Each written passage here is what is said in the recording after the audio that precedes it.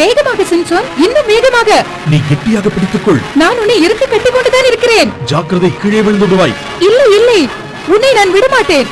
உன் பலம் பொருந்திய கைகளுக்குள் அடங்கி இருப்பதே என் விருப்பம். நான் உன்னை விடமாட்டேன். காட்டு விலங்குகள் ஏதாவது துரத்தினால் என்ன செய்வாய்? காட்டு விலங்குகளிடம் எனக்கு பயம் இல்லை. சிங்கம் துரத்தினால் கூடவா? சிங்கத்திடம் கூட பயம் இல்லை.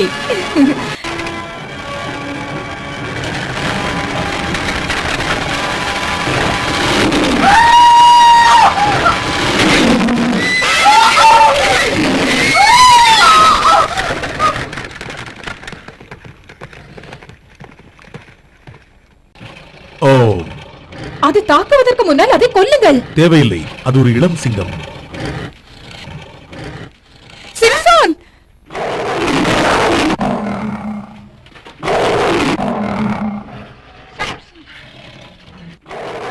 நான் அதை கொல்ல போகிறேன். பயமாக இருக்கிறது. நீ அந்த பாறை மேல் நில், போ.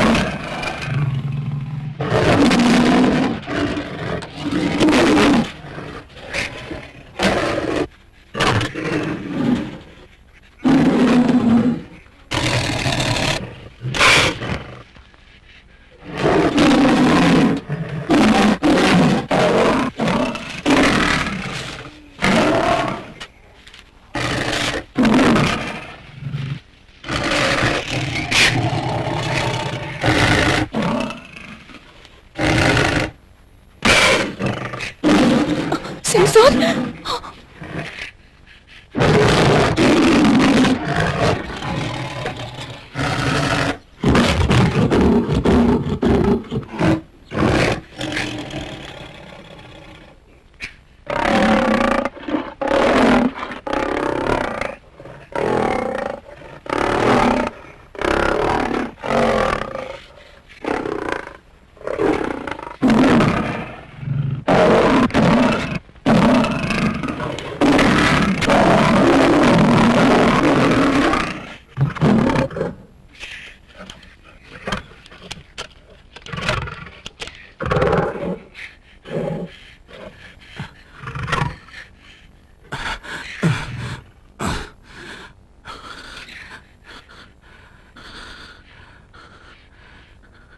நம்முடைய அருமை ஆண்டவரும் நம்முடைய ரட்சகருமாகிய இயேசு கிறிஸ்துவின் இனிய நேற்று நாமத்தினாலே அவரை பார்க்கிறேன். கர்த்தர் நல்லவர், அவர் என்றென்றும் மாறாதவர். இன்றைய தலைப்பு நம்பர் 17. நம்பர் 17. அது எழுதுனது தலைகீழ பார்த்தா என்ன ஆகுது? லயன். லயன்னா என்னது? பேரிச்சம்பழம். தேவஸ்தானது என்னது?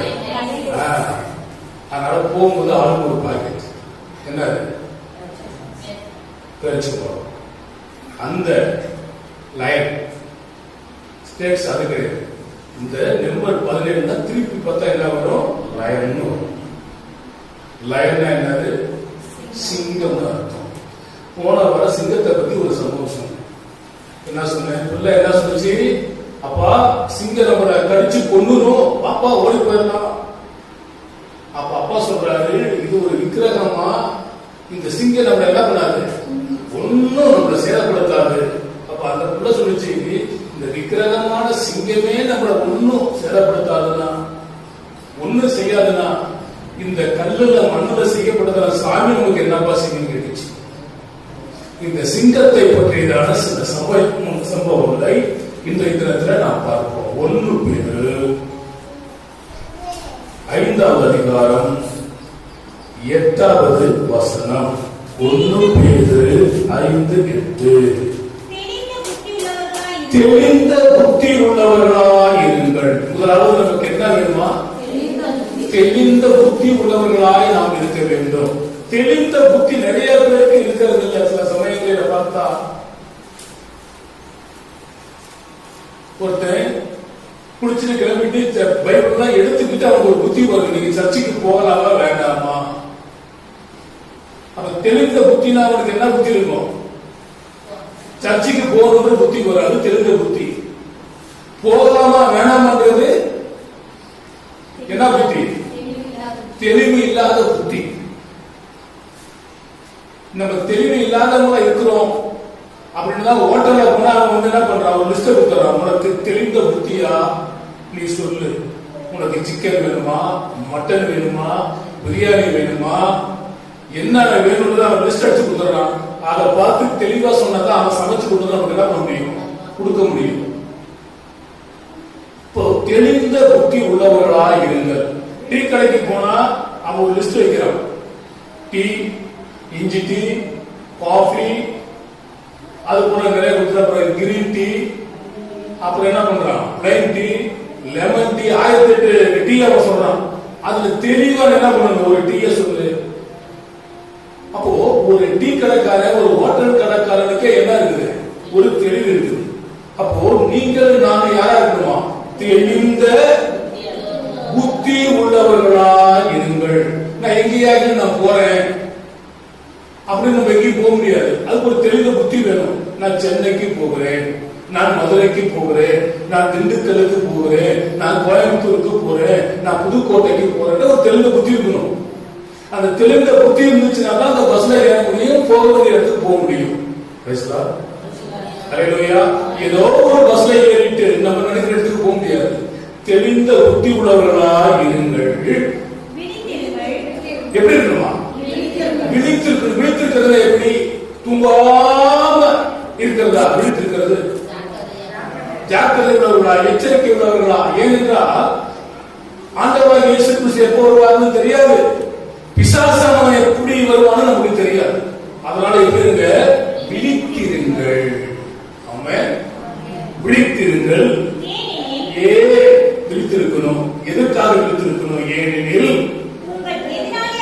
உங்கள் எதிராளியாகிய பிசாசானவன், உங்கள் எதிராளியாகிய பிசாசானவன். நம்ம போன வாரம் தியானித்தோம், எதிராளி சாத்தான், சத்துரு எப்படி வருகிறான்?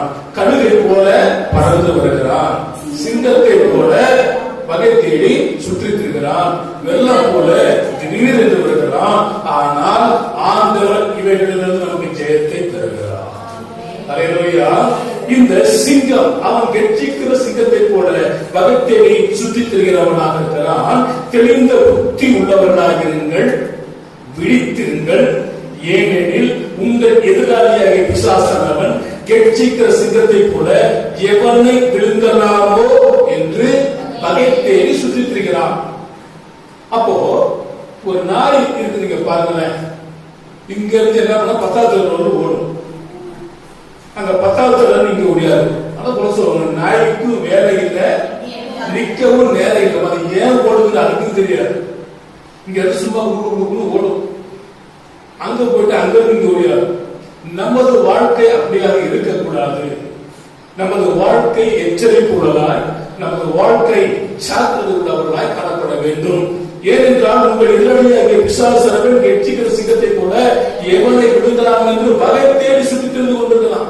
எப்படா இவன் மாட்டுமா, எப்படா கோழி அமுக்கிறது போல என்ன பண்ணிடலாம், அமுக்கிறலாம் அப்படின்னு நம்ம நினைக்கிறான்.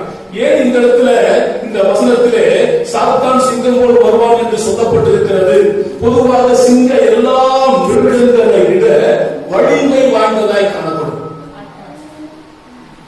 எல்லா மிருகங்களை விட வலிமை வாழ்ந்ததுதான் இந்த சிங்கம்.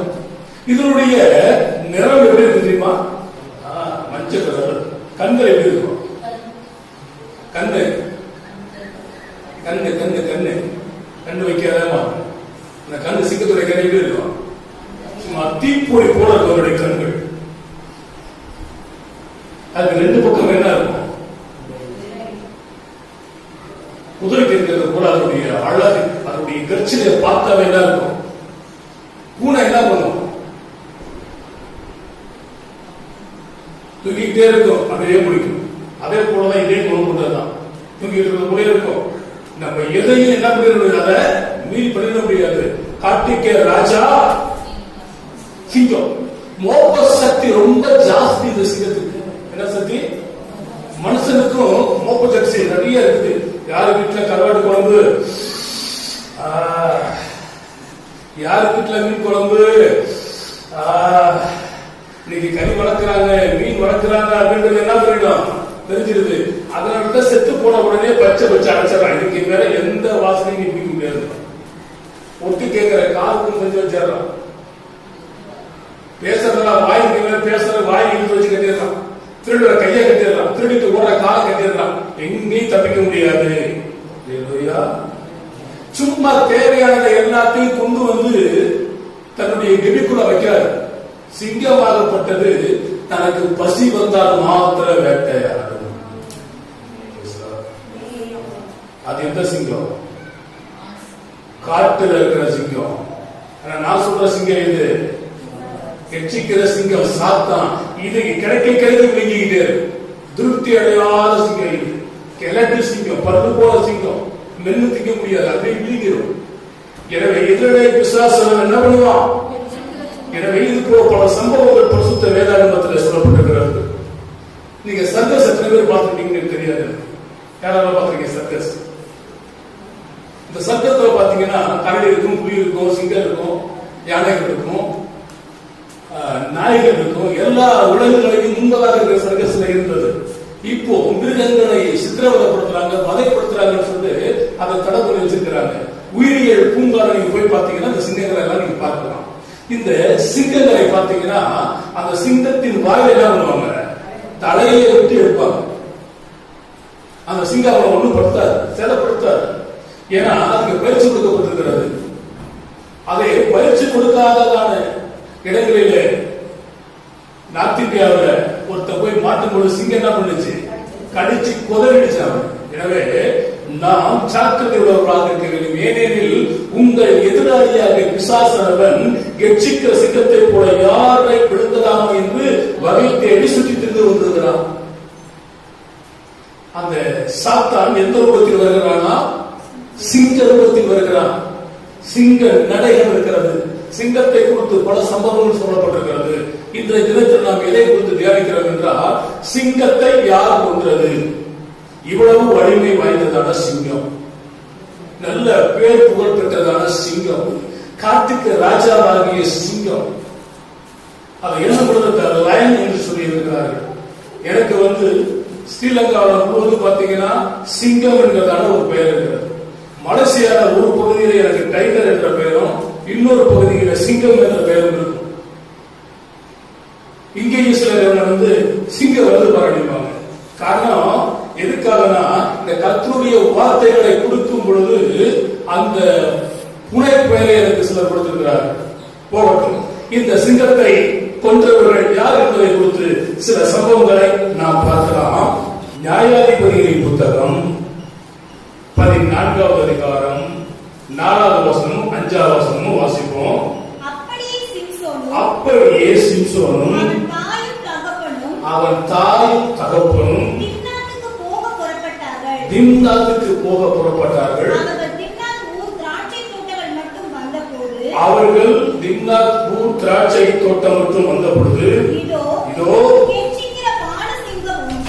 கெட்சிக்கிற பால சிங்கம் ஒன்று அவனுக்கு எதிராக வந்தது. அப்பொழுது கர்த்தருடைய ஆவி அவன் மேல் பலமாய் இறங்கினதினால் அவன் தன் கையில் ஒன்றும் இல்லாதிருந்தும் அதை ஒரு ஆட்டுக்குட்டியை கிழித்து போடுவது போல கிழித்து போட்டான். ஆனாலும் தான் செய்ததை தாய் தகப்பனுக்கு அவன் அறிவிக்கவில்லை. இது தான் இன்றைய குடும்ப சூழ்நிலைகளில் பிரச்சனை. ஒரு பையனோ ஒரு பொண்ணோ தெரிந்தோ தெரியாமலோ ஒரு தவறை பண்ணிட்டா யார்கிட்ட மறைக்கிறாங்க? தாய் தகப்பட்ட மறைக்கிறாங்க.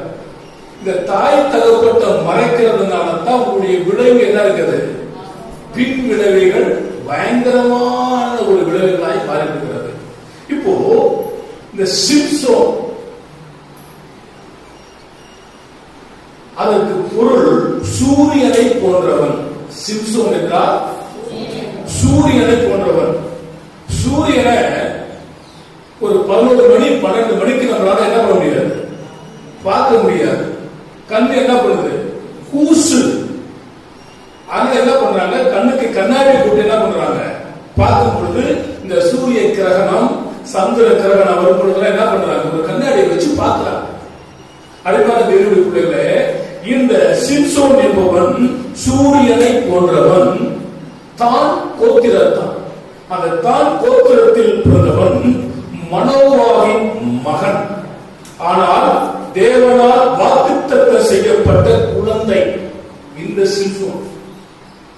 இஸ்ரவேலுடைய விரோதியான பெலிஸ்தியர்களோடு யுத்தம் பண்ணுவதற்காக கர்த்தரால் கொடுக்கப்பட்ட பராக்கிரமசாலியானவன் இந்த சிம்சோன். பராக்கிரமசாலி என்றால் பலவான், திடவான் என்று அதற்கு பொருள். இவனை பற்றியதான சில சம்பவங்களை நம்ம இன்னைக்கு தியானிக்க போகிறோம். யாரை பற்றிய சம்பவங்கள்? சிம்சோன். சிம்சோன் என்றால் பொருள் என்ன? சூரியனை போன்றவன். நியாயாதிபதிகள் 13ஆம் அதிகாரம் 1வது வசனம். இஸ்ரவேல் புத்திரர் மறுபடியும் கர்த்தரின் பார்வைக்கு பொல்லாப்பானதை செய்தபடியால் கர்த்தர் அவர்களை 40 வருஷமும் பெலிஸ்தர் கையிலே ஒப்பு கொடுத்தார். எத்தனை வருஷம்? 40. உங்களுக்கு எதுல ஞாபகத்துக்கு வரணும்? மோசே 40 நாள் உபவாசம் இருந்தார். இயேசு 40 நாள் உபவாசம் இருந்தார். இது போல 40 நாளே எல்லா சம்பவங்களும் நம்ம மைண்டுக்கு வரணும். அடுத்த வசனம். அப்பொழுது தான் வம்சத்தானாகிய சோரா ஊரானாகிய ஒரு மனுஷன் இருந்தான். அவன் பெயர் மனோவா. அவன் மனைவி பிள்ளை பெறாத மனைவியாக இருந்தார். இப்ப பிள்ளை பெறாத மனைவினா யாரால ஞாபகத்துக்கு வரணும்? மனோவாவுடைய மனைவி சாரா, ரெபேக்கா, அன்னாள். இது எல்லாமே நம்ம மைண்டுக்கு வரணும். குழந்தை யாரா இருக்கிறீங்களா அந்த லிஸ்ட்ல நமக்கு என்ன பண்ணணும், வந்துடணும். 3வது வசனம். கர்த்தருடைய தூதனானவர் அந்த ஸ்திரீக்கு தரிசனமாகி அவனை நோக்கி, இதோ பிள்ளை பெறாத மலடியான நீ கர்ப்பம் தரித்து ஒரு குமாரனை பெறுவார். இவர்கள் வெகு நாட்களாய் தனக்கு ஒரு பிள்ளை வேண்டும், ஒரு குமாரன் வேண்டும் என்று சொல்லி கர்த்தரிடத்தில் கேட்டுக் கொண்டிருக்கிறார்கள். கர்த்தருடைய தூதனானவர் அந்த ஸ்திரீக்கு தரிசனமாகி அவளை நோக்கி, இதோ பிள்ளை பெறாத மலடியான நீ கர்ப்பம் தரித்து ஒரு குமாரனை பெறுவார். அப்போ பிள்ளைகள் கர்த்தரால் வரும் சுதந்திரம். அநேக பிள்ளைகள் இல்லாமல் வாழ்ந்து கொண்டிருக்கிறார்கள். அநேக தத்து பிள்ளைகளை எடுத்து வளர்த்து கொண்டு வருகிறார்கள். நமக்கு காலம் போல கடைசியில ஏதாவது ஒரு உதவி செய்ய மாட்டார்களா? ஒரு முதியவரை அவனுடைய மகன் ஒரு முதியோர் இல்லத்துக்கு அழைத்து செல்கிறான். அழைத்து செல்லும் பொழுது அந்த முதியோர் இல்லத்தை நடத்துகிறதான ஃபாதருக்கு உதவியாக இருக்கிறதான அதனுடைய அலுவலக உதவியாளரோடு பேசும் பொழுது அவன் சொல்றான், எங்க அப்பா நல்லா வாழ்ந்தவர். எங்க அப்பா என்ன பண்ணினாரு, நல்லா வாழ்ந்தவர். அப்ப இந்த அம்மா சொல்றாங்க, எங்க ஹாஸ்டல்ல ஏசி ரூம் இருக்குது, ஏசி இல்லாத ரூம். அப்ப அந்த பையன் சொல்றான், எங்க அப்பாவுக்கு ஏசி ரூம் கொடுத்துருங்க. 2வது டிவி உள்ள ரூம் இருக்குது, டிவி இல்லாத ரூம் இருக்குது. அப்ப பையன் சொல்றான், எங்க அப்பாவுக்கு என்ன ரூம் கொடுங்க, டிவி உள்ள ரூம் கொடுங்க. அவரு இதை பார்த்து இயற்கையை பார்த்து ரசித்துட்டு இருக்கட்டும். அதற்கடுத்து பார்க்கும் பொழுது சாப்பாட்டுலையும் வித்தியாசம் இருக்கிறது. சாதாரண சாப்பாடு இருக்குது, வாரத்துல 2 முறை 3 முறை நல்ல கறி மீன் முட்டையா கொடுக்கறதான சாப்பாடு இருக்கு. இல்ல எங்க அப்பா நல்லா சாப்பிடக்கூடியவர், எதை கொடுங்க, நல்ல நல்ல கறி மீன் முட்டையா இருக்கிறத நீங்க நல்லா கொடுங்க. இப்படியா பார்க்கிற வேலைகளை பாத்தீங்கன்னா எதெல்லாம் தரமானதா இருக்குதோ அதை எல்லாமே என்ன பண்றான், எங்க அப்பாவுக்கு கொடுங்க, எங்க அப்பாவுக்கு கொடுங்க, எங்க அப்பாவுக்கு கொடுங்க, எவ்வளவு பண செலவானாலும் பரவாயில்ல அப்படின்றான். இந்த சூழ்நிலைகளில அவர்கள் வந்த கார்ல இருக்கிறதான திங்ஸை எடுக்கிறதுக்காக இவன் போகிறான். அப்பொழுது அந்த பையனை அந்த ஆலயத்தினுடைய ஃபாதர் பார்க்கிறார். பார்த்து பேசிக்கொண்டிருக்கிறது, என்னப்பா என்ன விஷயம்? இல்ல அப்பாவை கூட்டிட்டு வந்து ரொம்ப சந்தோஷம், எங்க அப்பாவை நீங்க நல்லா பாத்துக்கங்க, எவ்வளவு செலவானாலும் பிரச்சனை இல்லை அப்படின்னு சொல்லும் பொழுது, உன்னை விட உங்க அப்பாவை நாங்க என்ன பண்ணுவோம், நல்லா பார்த்துவோம். சொல்ல போறீங்க, நாங்க இருக்கிறோம் நீங்க என்ன பண்ணாதீங்க, நாங்க இருக்கிறோம் நீங்க என்ன பண்ணாதீங்க, இருக்கிற பணத்தை மொத்தம் முடிக்கிறோம், கவலைப்படாதீங்க, உங்களோட பணம் தானே இருக்குது, அது எங்களுக்கு தேவைன்னு அவன் எடுத்துக்கிறான். இப்போ அந்த ஃபாதர் ஒரு வார்த்தை சொன்னாரு, ஒண்ணும் இல்லப்பா, ஒன்னும் பிரச்சனை இல்லை, நாங்க நல்லா பார்த்துக்கிறோம். கடந்த ஒரு 25 வருஷத்துக்கு முன்னால உங்க அப்பா என் கிட்ட இருந்து ஒரு அனாதை பிள்ளையை தத்தெடுத்துட்டு மாறினார். என்ன பிள்ளை? அப்ப அந்த அனாதை யாரு? நீ தாண்டா அனாதை, உங்க அப்பா அனாதைடா. அதோட அந்த சப்ஜெக்ட் அப்படியே நிறுத்துறாங்க. அப்போ இவங்களுக்கு என்ன இல்லை, குழந்தை கிடையாது. சில சமயங்களிலே சில பிள்ளைகளை தத்தி எடுக்கும் பொழுது பிரச்சனை இருக்குது, சொத்து பிரச்சனை இருக்கிறது. இங்க பெயர் பெற்றதான ஊழியக்காரர் என்சிஎஸ் ஜோசப் என்கிறதான ஒரு வேறுடைய ஊழியக்காரர், அவருக்கு பிள்ளை கிடையாது, பிள்ளைகளை தத்தெடுத்தார்கள். அவர் செத்து போன மறுநாளில் இருந்து இந்த நாள் வரையில் சொத்து பிரச்சனை. பிசாசு எப்ப எப்படி என்ன பண்ணலாம், வரலாம். நீங்க என்ன பண்ணுங்க, எச்சரிக்கையா இருங்க. 5ஆம் வசனம், நீ கற்பம் தரித்து ஒரு குமாரனை பெறுவார், அவன் தலையின் மேல் சவரன் கத்தி. சவர கத்தினா தெரியும் அவங்களுக்கு, முடிவெடுக்கிற பாவல், அவன் வைக்கிற அந்த பயன்படுத்துற கத்திக்கு பேர் தான் சவரன் கத்தி. அப்போனா என்ன ஆகுது, உன் தலையில என்ன பண்ணக்கூடாது, உன் முடி வெட்டப்படக்கூடாது. சவரன் கத்தி படுவதில்லை. அந்த பிள்ளை பிறந்தது முதல் தேவனுக்கு என்று நசரேயனா இருப்பான், அவன் இஸ்ரவேலை பிடித்திருக்கைக்கு நீங்களாக்கி ரட்சிக்க தொடங்குவான் என்றார். அப்போ சிம்சோன் சூரியனை போல உள்ளவனாய் பொருள் இருந்தாலும் அவன் நசரேய பொருத்தனை உள்ளவன் தான் சிம்சோன். வேதம் கொடுக்கிறது, நீ தேவனுடைய சமூகத்திலே ஒரு பொருத்தனை பண்ணினால் அந்த பொருத்தனை என்ன பண்ணி நிறைவேற்று. நீ பொருத்தனை பண்ணி நிறைவேற்றாமல் இருப்பதை பார்க்கிறோம், நீ பொருத்தனையே பண்ணாத, அது உத்தமம். நிறைய பேர் ஆர்வ கோளால பொருத்தனை பண்ணிடுவாங்க, பொருத்தனையை பண்ணிட்டு பொருத்தனையை செய்யறது. ஏன்னா பொருத்தனை பண்ணி அந்த பொருத்தனையை செய்யாமல் போவது கண்ணி எனப்படும். சாத்தான் உங்களை எப்படி ஒப்பிப்பான், உன் வாயின் வார்த்தை நான் என்ன பண்ணினா சிக்குண்டா. அப்போ சிம்சோன் என்றால் சூரியனை போன்றவன். எந்த கோத்திரத்தான்? தான் கோத்திரத்தான். அவங்க அப்பா பேர் என்ன? மனோவா. நசரேய பொருத்தனை உள்ளவன். அவன் தலையில என்ன பண்ணக்கூடாது, சவரத்தில் என்ன கத்தி, அவனுடைய கத்தி. இன்னைக்கு எல்லாருமே அதை செய்யறாங்க. இப்போ கடவுளுக்கு போய் நிறைய பேர் முடி காணிக்கையில கொடுக்குறாங்க. இந்த முடி வளராது அப்படின்னு தெரிஞ்ச ஒருத்தனா மொட்டை அடிப்பானா? ஒருத்தர் முட்டிய மொட்டையை அடிக்க மாட்டான், எதுவும் தர மாட்டான். அப்போ அவங்களுக்கு ஒரு நம்பிக்கை இருக்குது. இப்போ முட்டியை நம்ம எடுத்துட்டா கூட என்ன பண்ணுறது, 15 நாள் என்ன பண்ணணும், முடி வளர்ந்துடும். ஒரே ஒரு தடவை மொட்டை அடிச்சுல திருப்பி வராதுன்னா யாரும் நம்ப மாட்டான். இந்த முடியை நினைக்கிறீங்க, அங்க இருந்த கோயில்களில போய் முடியை எடுக்கும் பொழுது எத்தனை கோடிகளுக்கு இந்த முடி விற்பனையாகும் தெரியுமா? நீங்க கஷ்டப்பட்டு ஏராய் வாங்குறீங்க, முடி கொட்டக்கூடாது, முடி திக்கா இருக்கணும், அடர்த்தியா இருக்கணும். எப்படி ஒரு மரத்துக்கு தண்ணி ஊற்றி வளர்க்குறீங்களோ அது போல வளர்த்து வளர்த்து வளர்த்து கொண்டு போய் கொடுக்குறீங்க. கோயில போய் மொட்டை சொல்றாங்க, மொட்டை அடிச்ச உடனே பல கோடிகளுக்கு இந்த முடி விற்பனை பண்ணப்படுகிறது. ஆனா நசரேய மறந்துவிடக்கூடாது. இந்த சிம்சோன் பொருத்தனைக்கு உட்பட்டவன். இந்த பொருத்தனைக்கு உட்பட்ட சிம்சோன் சிங்கத்தை கொன்றான். இரண்டாவது சிம்சோனுடைய குணாதிசயம் என்ன? 13ஆம் அதிகாரம் 24வது வசனம். பின்பு அந்த ஸ்திரீ ஒரு குமாரனை பெற்று அவனுக்கு சிம்சோன் என்று பெயரிட்டார். அந்த பிள்ளை வளர்ந்து கர்த்தர் அவனை ஆசீர்வதித்தார். ஒன்று, சிம்சோன் நசரேய பொருத்தனைக்கு உட்பட்டவன். இரண்டாவது, கர்த்தரால் ஆசீர்வதிக்கப்பட்டவன்.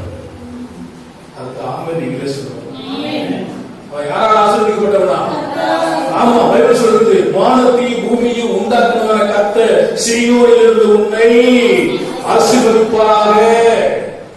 நசரேய பொருத்தனைக்கு உட்பட்டவன் மாத்திரமல்ல, கர்த்தரால் ஆசீர்வதிக்கப்பட்டவர். அதுக்கான தேவனுடைய பிள்ளைகளே, உங்கள் பிள்ளைகளால் கர்த்தரால் என்ன பண்ண வேண்டும்? ஆசீர்வதிக்கப்பட வேண்டும். சங்கீதம் 128 சொல்லுகிறது, கர்த்தருக்கு பயந்த மனுஷன் இவ்விதமாய் ஆசீர்வதிக்கப்படுவான். உன் போக்கையும் உன்னுடைய வரத்தையும் இது முதலாய் கர்த்தர் என்ன பண்ணுவார்? ஆசீர்வதிப்பார். நீ போகும் பொழுதும் ஆசீர்வதிக்கப்படுவாய், திரும்பும் பொழுதும் ஆசீர்வதிக்கப்படுவார். கர்த்தர் தமது ஜனத்துக்கு பலன் கொடுத்து சமாதானம் அள்ளி அவர்களை ஆசீர்வதிக்கிறார். ஆண்டவர் சொன்னார், பூமியில் இருக்கிற சகல ஜனங்களில் நான் உன்னை ஆசீர்வாதமாய் வைப்பேன், உன்னை மேன்மையாக வைப்பேன் என்று சொல்றார். எனவே சிம்சோன் என்பவன் சாதாரணமானவன் அல்ல, கர்த்தரால் ஆசீர்வதிக்கப்பட்டவன். மூன்றாவதாக இந்த கர்த்தரால் ஆசீர்வதிக்கப்பட்டதான சிம்சோனுடைய நிலைமையை வாசித்து பாருங்கள். 25வது வசனம், 13:25. அவன் சோராவுக்கும் எஸ்தாவோலுக்கும் நடுவில் உள்ள தானின் பாளையத்தில் இருக்கையில் கர்த்தருடைய ஆவியானவர் அவனை ஏவத் துவங்கினார். கர்த்தருடைய ஆவியை பெற்றவன் தான் இந்த சிம்சோன். என்ன ஆவி? கர்த்தருடைய ஆவி. கிதியோன் மேல் கர்த்தருடைய ஆவியானவர் இறங்கினார். சிம்சோனின் மேல் கர்த்தருடைய ஆவியானவர் இறங்கினார். தாவீதின் மேல் கர்த்தருடைய ஆவியானவர் இறங்கினார். யோசுவாவின் மீது கர்த்தருடைய ஆவியானவர் இறங்கினார். இப்படி பழைய ஏற்பாட்டிலே பல பரிசுத்தவான்கள் மேலே கர்த்தருடைய ஆவியானவர் அப்பொழுது இறங்குவார், அப்பப்போ போயிடுவார். இவருடைய வாழ்க்கையை பார்க்கும் பொழுது சிம்சோன் என்றால் சூரியனை போல் பிரகாசம் உள்ளவன். சிம்சோன் நசரேய பொருத்தனைக்கு உட்பட்டவன். சிம்சோன் கர்த்தரால் ஆசீர்வதிக்கப்பட்டவன். இந்த ஆசீர்வாதங்களை பெற்றதான சிம்சோன் 14ஆம் அதிகாரம் 5வது வசனத்தை வாசித்து பாருங்கள். அப்படியே சிம்சோனும் அவர் தாயும் தகப்பனும் திம்னாத்துக்கு போக புறப்பட்டார்கள். அவர்கள் திம்னாத்துக்கு திராட்சை தோட்டங்கள் மட்டும் வந்தபோது இதோ எச்சிக்கிற பாலசிங்கம் ஒன்று அவளுக்கு எதிராக வந்தது. அப்பொழுது கர்த்தருடைய ஆவி அவன் மேல் பலமாக இறங்கினாள். அவன் தன் கையில் ஒன்றுமில்லாதிருந்தும் அதை ஒரு ஆட்டுக்குட்டியை கிழித்து போடுவது போல கிழித்து போட்டான். ஆனாலும் தான் செய்ததை அவன் தன் தாய் தகப்பனுக்கு அறிவிக்கவில்லை. வா, என் கூட போய் பாரு, நின்று பாரு அப்படின்னு சொல்லல. அந்த சிங்கத்தை அவன் பார்க்கிற வேளையிலேயே கர்த்தருடைய ஆவியானவர் அவன் மீது இறங்கினார்.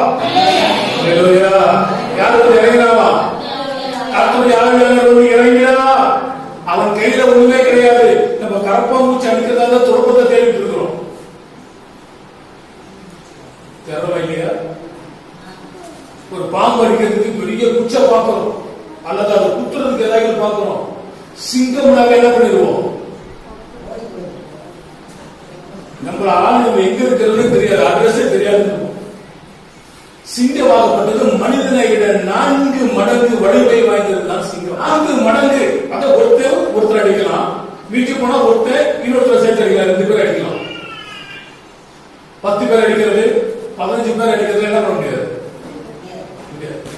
சிங்கத்தை நீங்க டிஸ்கவரி சேனல்லாம் நீங்க பார்த்துருக்கலாம்.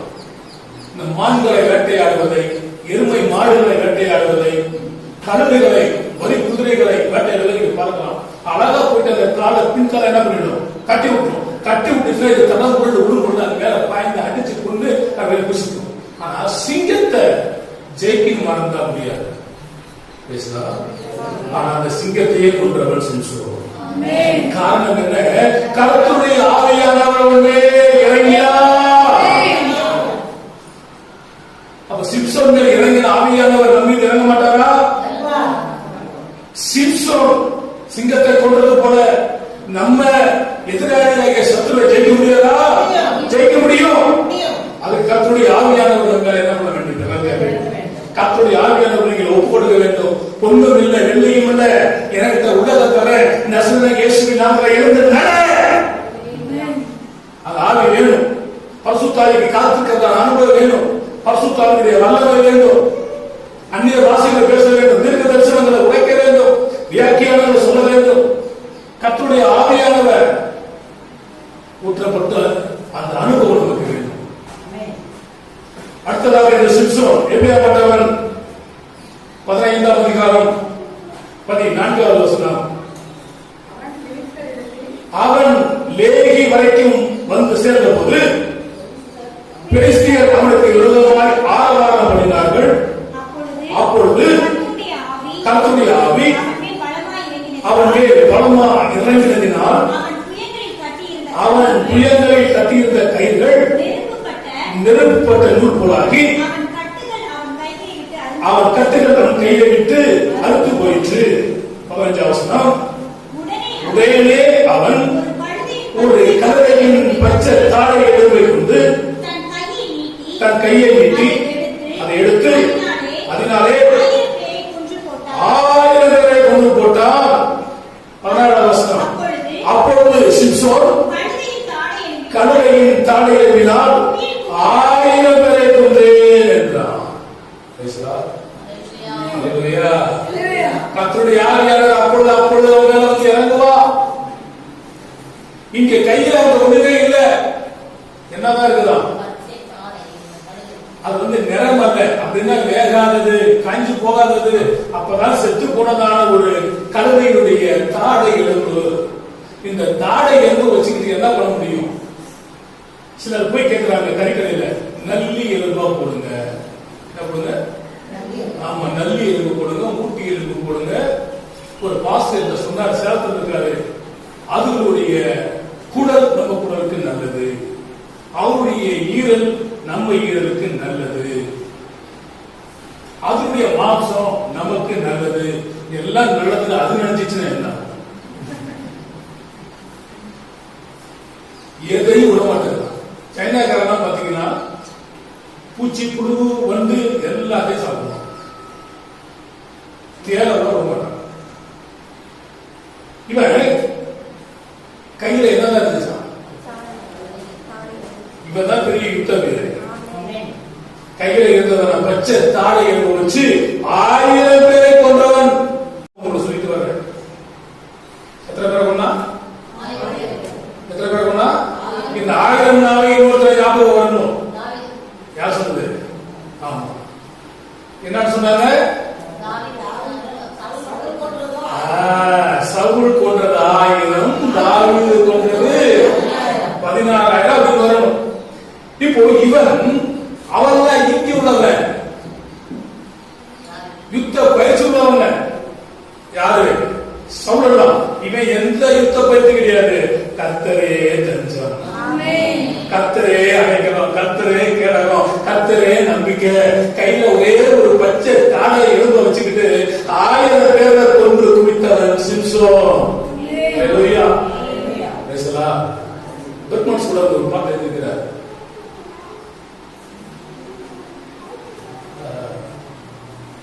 கிதியோன்களே எலிமிடுங்கள், சிம்சோன்களை எலிமிடுங்கள், சீறிவர சிங்கங்களை சிறைப்பிடிக்க கிழித்திடுங்கள். அப்போ சிங்கமாகப்பட்டது எப்படி இருந்தாலும் ஒண்ணுமே கையில இல்லாம கல்லினுடைய பச்சை தாடை எலும்புகளை வைத்து 1000 பேரை கொண்டு குவித்தவர் சிம்சோன். அதற்கு அடுத்து 6வதாக 15ஆம் அதிகாரம் 4வது வசனம்.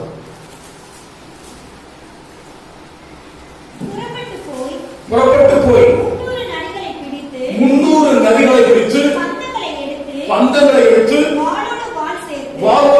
சேர்த்து இரண்டு 2 வாள்களுக்கும் நடுவே வாள்களுக்கு நடுவே ஒவ்வொரு பந்தத்தை வைத்து கட்டி வெள்ளாமையிலே அவைகளை ஓட விட்டு கதிர்களையும் வெள்ளாண்மைகளையும் திராட்சை தோட்டங்களையும் ஒளிவ தோப்புகளையும் சுட்டரித்து போனார். ஹalleluya. நரினாவே என்ன உள்ளது? என்ன உள்ளது? ஆமா, நம்பரும் எப்படி இருக்கணுமா? அப்படின்னா பாம்பை போல வினாவுள்ளவர்களாகவும். ஆமா, ஆனா அப்படி சொன்னாரு, இவன் கபடற்ற யாரு? ஆமா, அவங்கத்தான் ஆண்டவர் சொன்னாரு, நமக்கெல்லாம் என்ன இருக்கக்கூடாது? வஞ்சம், இந்த கபடம் இதெல்லாம் இருக்கக்கூடாது. இவன் கையில என்ன இல்ல, ஒரு நிறைய பிடிக்க முடியுமா? நம்மளால தந்திரம் உள்ளது. உங்களுக்கு தெரியும், சின்ன வயசுல நீங்க படிக்கும் பொழுது 4 எருதுகள் ஒன்றாக மேய்ந்து கொண்டிருக்கும் பொழுது சிங்கம் போகும் பொழுது சிங்கத்தை என்ன பண்ணிடுச்சு? துரத்துருச்சு. ஆனா இந்த நரி தந்திரம் உள்ளதா, நீ ஒரே இடத்துல சாப்பிட்டீங்கன்னா மேய்ச்சிங்கன்னா உங்களுக்கு பத்தாது.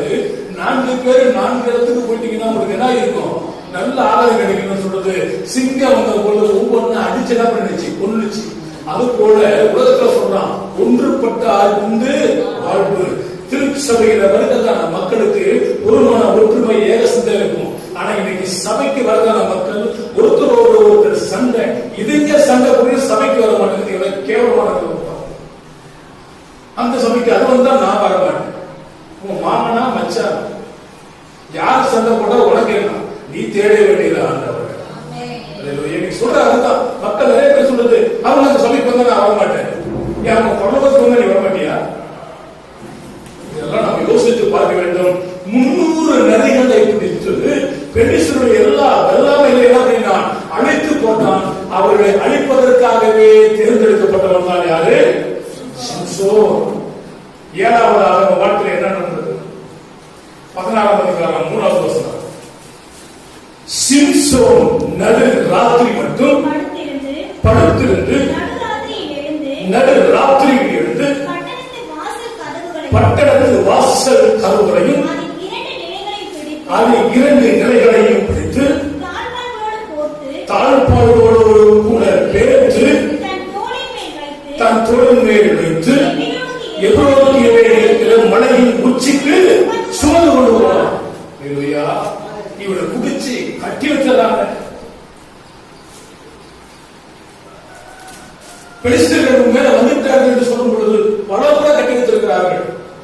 அப்பொழுதெல்லாம் அவன் எனக்கு வந்து கர்த்தருடைய ஆவியானவர் என்ன பண்ணுவார்? அவங்க மேல வந்து இறங்குவா. எப்பொழுது சொல்லும் பொழுது என்ன பண்ணான்னா, இந்த நிலவு கதவுகளெல்லாம் ஒட்டச்சி தாழ்பாடுகளை தூக்கி தோல் மேல வச்சதுக்கு எதிரே இருந்ததான மழை வரையில தூக்கி போகக்கூடிய பலன் உள்ளவன் இந்த சிம்சோன். நியாயாதிபதிகள் 15:18. அவன் மிகவும் தாகமடைந்து கர்த்தரை நோக்கி கூப்பிட்டு, தேவரே, உமது அடியேன் கையினாலே இந்த பெரிய ரட்சிப்பை கட்டளையிட்டிருக்க, இப்பொழுது நான் தாகத்தினால் செத்து விருத்த சேதனம் இல்லாத இந்த பெலிஸ்தீன் கையில் விழ வேண்டுமா என்றான். இவ்வளவு வராத்தனம் பண்ணனவன் வேசியினால பிரிக்கப்பட்டான். அவங்க அவனை பிடித்து அவங்க தலையில என்ன பண்ணக்கூடாது? சபரகத்தை படக்கூடாது. உன்னுடைய வேலை எங்கே இருக்கிறது சொல்லி நச்சரித்து அவன் சொல்லிட்டான், என்னுடைய பலன் எல்லாம் என் முடியல இருக்குது. மொட்டை அடிச்சு அவன் பலன் எல்லாம் போயிடுச்சு. இப்பொழுது அவன் வாழ்க்கை ஒரு சிறை கைதியாய் அவன் காணப்படுகிறான். அவனுக்கு என்ன இல்லை? குடிக்கிறதுக்கு தண்ணி இல்லை. தாகத்தினால் துவண்டு போனான். யாரெல்லாம் தாகத்தில் துவண்டவர்கள்? சிம்சோன் தாகமாக இருந்தான், தாவீது தாகமாக இருந்தான், இஸ்மவேல் தாகமாக இருந்தான், இயேசு தாகமாக இருந்தார். இந்த 4 பாயிண்ட் வச்சு ஒரு இடத்துல பிரசங்கம் பண்ணினா போதாதா? போதாது. ஒரு பாயிண்ட் தான் அது சம்பந்தமானதெல்லாம் உங்க மைண்டுக்கு வரும். அதுதான் உங்க வளர்ச்சி. ஆர்வம் வளரணும், அறிவும் வளரணும். அதுதான் வளர்ந்தாங்க. மட்டும் சொல்லுங்க, என்ன வந்திருக்கு? ஆள அறிவு வளரணும், எல்லாம் வளரணும். அல்லேலூயா. 19வது வசனம். அப்பொழுது தேவன் லேகியில் உள்ள பள்ளத்தாக்கை பிளக்க பண்ணினார். அதிலிருந்து தண்ணீர் ஓடி வந்தது. அவன் விழித்த போது அவன் உயிர் திரும்ப வந்தது. அவன் பிழைத்தான். ஆனபடியால் அதற்கு எக்னாகோரி என்று பெயரிட்டான். அது இந்நாள் வரைக்கும் லேகியில் இருக்கிறது. அல்லேலூயா. Praise the Lord. அவன் தண்ணீர் குடிச்சான். ஒரு சில நம்மளும் பார்ப்போம், தண்ணீர் தாகத்தால வறண்டு போய் நிற்கும் பொழுது ஒரு டம்ளர் தண்ணி கிடைச்சிருந்தா தண்ணியை குடிச்சு விட என்ன சொல்றோம்? இப்பதான் எனக்கு என்ன இருந்துச்சு, நம்ம யாரெல்லாம் இருக்கு, 1 2 நான் சொல்றது புரியுதா? வெயில் அங்க அழைச்சிட்டு வந்து தண்ணி தாகத்தால நாவு உன்னோட ஒண்ணு ஊத்திட்டு இருக்கும்போது ஒரு டம்ளர் தண்ணி குடிச்ச பிறகு இப்பதான் எனக்கு உயிர் வந்திருக்கு அப்படின்ற அனுபவம் யாருக்கு இருக்குதுன்னு 1 2 3 4 5 எல்லாமே பார்த்துருக்கீங்க. நான் கூட உங்களை என்னமோ நினைச்சேன். அப்போ இந்த தாகம் வந்துச்சுன்னா அவ்வளவு பிரச்சனை ஒரு மனுஷனுக்கு வருது. இஸ்ரேல் ஜனங்கள் அதான் சொல்றாங்க, எங்களுக்கு எதிர்த்துல நல்ல தண்ணீர் இருந்துச்சு, முன்னாடி எங்களுக்கு என்ன தண்ணீர் கொடுக்குற, மாறாவின் தண்ணீர் கசப்பாக இருக்குது. அந்த மாறாவின் தண்ணீரை பத்திரமாய் மாற்றுகிற ஆண்டு போட்டு அந்த தண்ணீரை குடிச்ச உடனே அவங்க என்ன வந்துச்சா, என் உயிரான இயேசு என் உயிரோடு கலந்து என் உயிரே நான் உம்மை துதிப்பேன், என் உயிரே. 14ஆம் அதிகாரம் 21ஆவது வசனம். பெலிஸ்தர் அவனை பிடித்து அவன் கண்களை பிடுங்கி அவனை காசாவுக்கு கொண்டு போய் அவனுக்கு 2 வெண்கல விலங்குகள் போட்டு சிறைச்சாலையிலே மாவரைத்துக் கொண்டிருக்க வைத்தார்கள். ஒரு மனுஷன் உயிரோடு கூட இருக்கும் பொழுது கண் பிடுங்கப்பட்டவன் என்று சொன்னால் அது சொல்லும். ஒரு மனிதனுடைய சரீரத்துக்கு விளக்கு கண்கள். அந்த கண்ணை என்ன பண்ணிச்சு, இப்பதான் பிடுங்கப்பட்டுச்சு. இவ்வளவு பெரிய பராக்கிரமசாலி, இவ்வளவு பெரிய வீரன், 300 நரிகளை பிடித்தவன், பச்சை தாரைகள் 1000 பேர்களை கொன்றவன், இப்பொழுது கண்கள் பிடுங்கப்பட்ட ஒரு குருடனா சிறைச்சாலையில வெண்கல விளங்கிட்டு என்ன பண்ணுகிறான், மாவரைத்து கொண்டிருக்கிறான். 22ஆவது வசனம். அவன் தலைமையில் சிறைக்கப்பட்ட பின்பு இதுதான் இம்பார்ட்டன்ட். நம்பிக்கையுடைய சிறைகளை அரணுக்கு திரும்புங்கள், இரட்டிப்பான நன்மை தருவேன், இன்றைக்கே தருவேன் என்று வேதத்தில் முடிக்கிறோம். இவர்கள் அவன் தலை மயிரை எல்லாம் முடியை எல்லாம் மொட்டை அடித்த பிறகு படாத பாடுகள் பட்ட பின்பு கண்கள் பிடுங்கப்பட்டவனாய் கைது செய்யப்பட்டவனாய் சிறைச்சாலையிலே மாவரைத்துக் கொண்டிருக்கிறவனாய் காணப்பட்டவன். அப்போ அந்த மொட்டை தலையில முடி வளர ஆரம்பிக்கிறது. 23ஆவது வசனம். பெலிஸ்தியரின் பிரபுக்கள் நம்முடைய பகஞ்சனாகிய சிம்சோனை நம்முடைய தேவன் நம்முடைய கையில் ஒப்பு கொடுக்கிறார் என்று சொல்லி தங்கள் தேவனாகிய தாவனுக்கு ஒரு பெரிய பலி செலுத்தவும் சந்தோஷம் கொண்டாடவும் கூடி வந்தார்கள். இந்த தாவோன் என்று வரும்பொழுது நீங்கள் நினைத்து பார்க்க வேண்டும், கர்த்தருடைய உடன்படிக்கை பெட்டி எந்த கோயிலில் வைக்கப்பட்டது? தாவோன் கோயிலில் வைக்கப்பட்டது. தாவோன் கோயிலில் வைக்கப்படும் பொழுது முதல் நாள் உடன்படிக்கை பெட்டிக்கு முன்பதாக இந்த தாவோன் என்ன பண்ணினான், வணங்கி இருந்தது. அதை அவர்கள் தூக்கி ஆணி எடுத்து அங்கங்கே நிறுத்தி விட்டு போனார்கள். மறுநாள் வரும் பொழுது உடன்படிக்கை பெட்டிக்கு முன்பதாக தாவோன் சிலை சுக்குநூறாக உடைந்து கிடந்தது. அவைகள் கண்ணிருந்தும் காணாது, காதிருந்தும் கேட்காது, வாயிருந்தும் பேசாது, தொண்டையிருந்தும் சத்தமிடாது என்பதை அவர்கள் அறிந்து கொள்ளவில்லை. அதே போலதான் இங்கே நம்முடைய எதிராளியாகிய நம்முடைய சத்துருவாகிய சிம்சோனை நம்முடைய தேவன் தாவரம் நம்ம கையில ஒப்பு கொடுத்தார் என்று சொல்லி பெரிய விருந்தை அவர்கள் என்ன பண்ணினார்கள், உண்டாக்கினார்கள். இதெல்லாம் நான் உங்களுக்கு சென்சார் மெசேஜை கொடுத்து வந்துருக்கிறேன். இப்போ சிறைச்சாலை என்ன பண்ணிருக்கிறான், வச்சிட்டு இருக்கிறான். அவன் தலையில இருக்குது, ஒட்டையா இருக்குது. இப்போ என்ன ஆரம்பிக்கிறது தலையில, அதுதான் கழுகு தன்னுடைய வாழ வயதை என்ன பண்ணுமா, புதுப்பித்துக் கொள்ளும். எல்லாத்தையும் பிச்சு கொண்டு உட்கார்ந்துருக்கும். அது முடி வளர வளர வளர வளர இலந்து குளத்துக்கு பெற்றுக் கொள்ளும். அதற்கோட சிம்சோன் நசரேய புத்திரன் தலையில சரகத்தை கொடுக்காது, பட்டுச்சுன்னா போயிட்டு எல்லாம் போயிடுச்சு, ஒண்ணுமே இல்ல, நான் என்ன பண்ணுவேன் அப்படின்னு ஒரு நிலைமை இருக்கிறான்.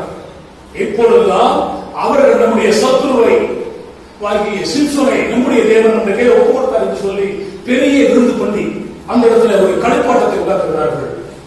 அங்கே ஏறக்குறைய 3000 பேர்கள் கூடியிருக்கிறதான பெரிய ஒரு அரண்மனை. ஒரு சிறு பையன் இவனை நடத்தி கொண்டு வருகிறான். யார? சிம்சோனை நடத்தி கொண்டு வருகிறான். சிறு பையனை வைத்து கர்த்தர் என்ன செய்வார்? இங்கே ஒரு சிறு பையன் இருக்கிறான், அவன் கிட்ட 5 அப்பம் இருக்கிறது. இதை வைத்து நாம் என்ன பண்ண முடியும்? அந்த 5 அப்பத்தை வச்சுதான் 5000 பேரை போஷித்தான். அதனால் சிறு பிள்ளைகள் என்பதை நாம் எப்பொழுதும் ஏராளமாக எடுத்துவிடக் கூடாது. மறைந்ததான டிஎல் மூடி என்கிறதான ஒரு பிரசங்கியா அவனுடைய ஊழியக்காரர் கேட்கலாம், இன்று எத்தனை பேருக்கு நீ சத்தியத்தை சொன்ன? அவர் சொன்னா, நான் 2 ஆத்துமாவுக்கு ஊழியம் செஞ்சேன். எத்தனை ஆத்துமா? 2 ஆத்துமா. இது என்னடா புது கதையா இருக்குது? ஒண்ணு ஒரு ஆத்துமா சொல்றது, இல்ல 5 ஆத்துமா சொல்றது. என்னடா 2 ஆத்துமா? இல்ல 2 ஆத்துமானா 2 வாலிபர் ஒரு வயசானவர். என்னது? 2 வாலிபர் யாரு? முழு ஆத்துமா. இந்த ஆளு வாழ்ந்து கெட்டு போன சுடுகாட்டுக்கு போக வேண்டிய ஆளு. இவர் என்ன ஆத்துமா? பாதி ஆத்துமா. எனவே எத்தனை பேருக்கு புளிச்சிச்ச? நீங்க என்னைக்காவது யாருக்கெல்லாம் செஞ்சிருக்கீங்களா? 1 2 3 4 அதுலயே எடுத்துக்கிறீங்க. மூட்டு வலியா? மூட்டு வலிக்கு தைலம் இருக்குதா? என்ன தைலம்? எனக்கு தெரியல. அப்ப அதை வாங்கி கொடுத்தா நீங்க தூக்கணும். அப்ப தூக்கிறவங்க நல்லா தூக்கணும். பேசலா?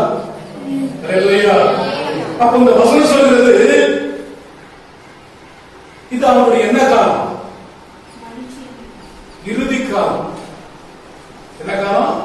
இறுதி காலம். அந்த இறுதி காலம் எங்க இருக்குது? 16ஆம் அதிகாரம் 26 வசனம். 16 26.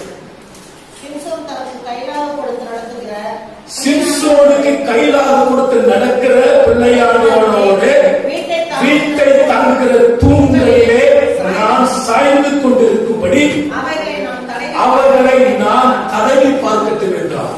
அல்லேலூயா, அல்லேலூயா.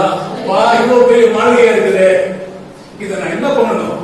தடவி பார்க்கிறேன். ஏன்னா பைபிள் சொல்றது அவரை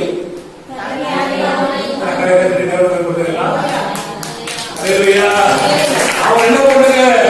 தடவியாக கண்டு கொள்ளுங்க. அவரை கண்டு கொண்ட ஜனம் பாக்கியம் உள்ளது. அவரை நம்பின ஜனம் பாக்கியம் உள்ளது. நம்மளாம் கண்டு கொண்டோம். அவன் நான் என்ன பண்ணணும்? தடவி பார்க்கட்டும். இந்த தூணா தடவி பார்க்கட்டும் அப்படின்னு சொல்றான். 27 வசனம். அந்த வீடு புருஷராலும் ஸ்திரீகளாலும் நிறைந்திருந்தது. அங்கே பெலிஸ்தியரின் சகல பிரபுக்களும் வீட்டின் மேல் புருஷரும் ஸ்திரீகளுமாக ஏறக்குறைய 3000 பேர் சிம்சோன் வேடிக்கை காட்டுகிறதை பார்த்துக் கொண்டிருந்தார்கள். இவ்வளவு பெரிய யுத்த வீரன், நரிகளை பிடித்தவன், சிங்கங்களை கொன்றவன், நிலை கதவுகளை தோலை மேல் வைத்து மடக்கி கொண்டு போனவன், இப்பொழுது ஒரு பெண்ணினுடைய பிடியில பிடிக்கப்பட்டு தன்னுடைய பலன் எல்லாவற்றை இழந்து குற்றுயிரும் குறைவுமாய் கண்களை இழந்து நடுத்தரவில் நிற்கிற ஒரு வேடிக்கை காட்டுகிற ஒரு சோக்கரை போல மாற்றப்பட்டான். சிம்சோன் என்றால் சூரியன். ஒரு கையால சூரியனை மறைக்க முடியாது. தனி மரம் தோப்பும் ஆகாது. தேவப்பட்டதான சிம்சோன். அப்பொழுது சிம்சோன் கர்த்தரை நோக்கி கூப்பிட்டு, கர்த்தரை நோக்கி கூப்பிட்டு, கர்த்தராகிய ஆண்டவரே, நான் என்னுடைய 2 கண்களுக்காக ஒரே தீர்வையாய் பெலிஸ்தர் கையிலே பழிவாங்கும்படிக்கு இந்த ஒரு விசை மாத்திரம் என்னை நினைத்தருளும். இந்த ஒரு விஷயம் மாத்திரம் என்னை நினைத்தரும் என்று சொல்லி என்னை பலப்படுத்தும் என்று சொல்லி சிம்சோன் அந்த வீட்டை தாங்கி நிற்கிற 2 நடு தூண்களையும் ஒன்றை தன் வலது கையினாலும் மற்றொன்றை தன்னுடைய இடது கையினாலும் பிடித்துக்கொண்டு என் ஜீவன் பெலிஸ்தரோடு கூட மடிய கடவது என்று சொல்லி பலமாய் சாய்க்க அந்த வீடு அதில் இருந்த பிரபுக்கள் மேலும் எல்லா ஜனங்கள் மேலும் இருந்தது. என் தேவனே, எனக்கு பலத்தை தாரும். என்னை நேசிக்கும் என் தேவனே, எனக்கு பலத்தை தாரும்.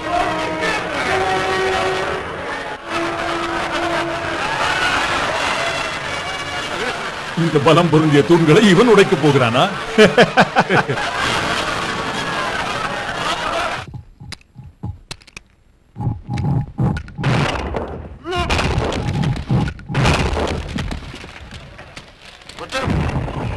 அதோ பாருங்கள், தூண் நகர்கிறது. இவன் பிசாசின் பலம் கொண்டவன். இல்லை, இது கடவுளின் பலம்.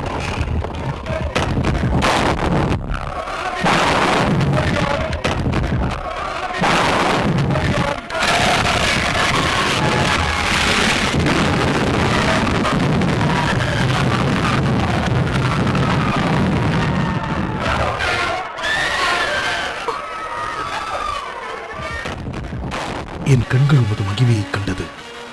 என் தேவனை சத்துருக்களோடு நானும் மடிகிறேன்.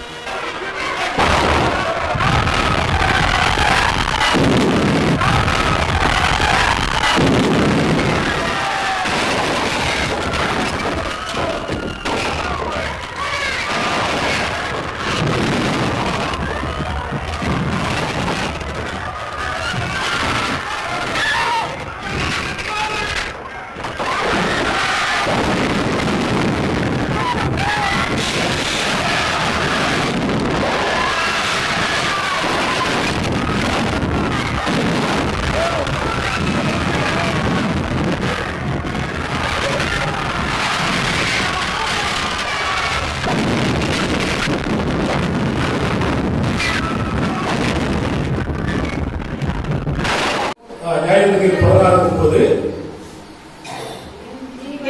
என் ஜீவன் பெலிஸ்தரோடு கூட மடிய கடவது என்று சொல்லி பலமாய் சாய்க்க அந்த வீடு அதில் இருந்த பிரபுக்கள் மேலும் எல்லா ஜனங்கள் மேலும் இருந்தது. இவ்விதமாய் அவன் உயிரோடு இருக்கையில் அவனால் கொல்லப்பட்டவர்களை பார்க்கிலும் அவன் சாகும்போது அவனால் கொல்லப்பட்டவர்கள் அதிகமாக இருந்தார்.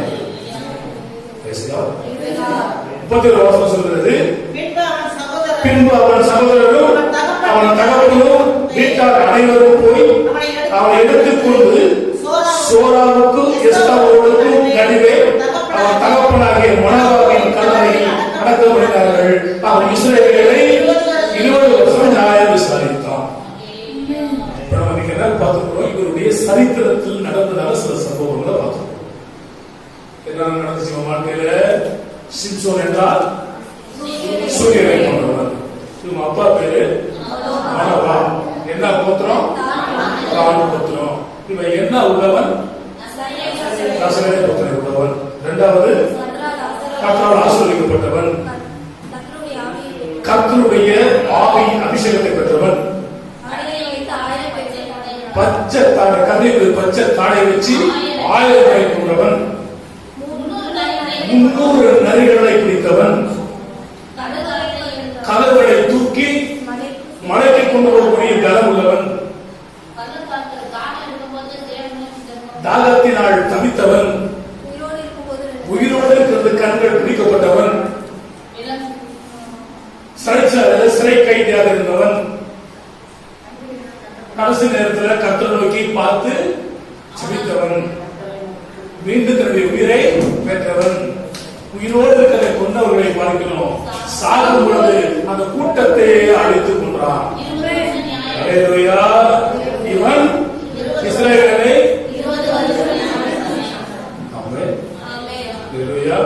எனவே உங்கள் எதிராளியாக பிசாசுகிறவன் கெச்சிக்கிற சிங்கத்தை போல எவனை விடலாம் என்று உனக்கு தெரிய சொல்லி வருவான். நம்ம எப்படி இருக்கணும்? ஏனெனில் விழித்தீர்கள், ஜாக்கிரதையாகிறீர்கள். இது சிம்சோன்.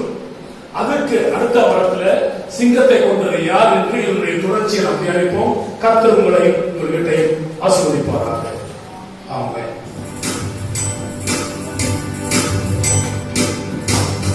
வீரவந்து இயேசு வீரரே, மாறுவது மன்னமுனே செல்வரா, சீரியரும் சிங்கங்களாம் அல்லவோ, வீரிலே சரிகளும் நின்றவா, யூத சிங்கை யுத்த சிங்கமே, யூத சிங்கை யுத்த சிங்கமே,